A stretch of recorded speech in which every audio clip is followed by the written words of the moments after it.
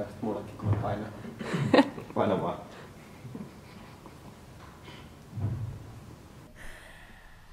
No. Digitaalinen viestintä.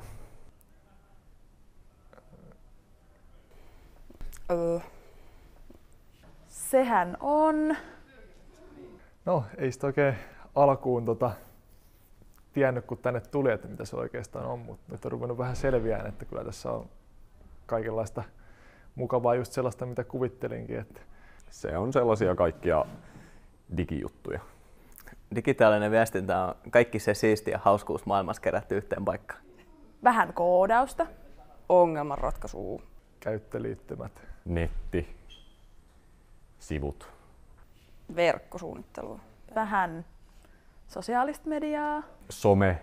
Tässä on soveltavaa psykologiaa aika paljon. Ennen on niinku koodarit ja graafikot tehnyt sivuja ja ne ei välttämättä aina ole ollut niin älyttömän hyviä. Meidän duuni on nyt opetella tekemään sit sellaisesta käyttäjälähtöiseltä kantilta.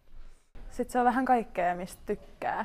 Koodailu henkilökohtaisesti lähellä sydäntä. Ja... Koodaamista ei kannata vaikka pelätä. Mä oon siihen vaikka tullut ihan nollapohjalla, mutta ne alkeet oppii kyllä sen ekan kurssin aikana. Voi yhdistää sen, mikä kiinnostaa, niin digitaaliseen viestintään.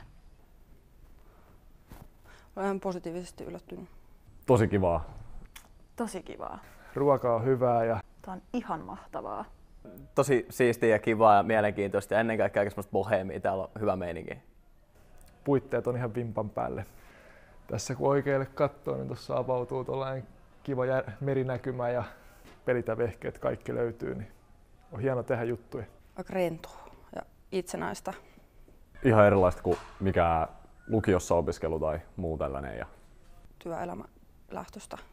Nyt heti ekan kuukauden jälkeen päässyt ihan oikeaan asiakasprojektiin mukaan, niin aika hienoa koulunkäyntiä. On ollut sopiva haastavaa. Elämäni parasta aikaa.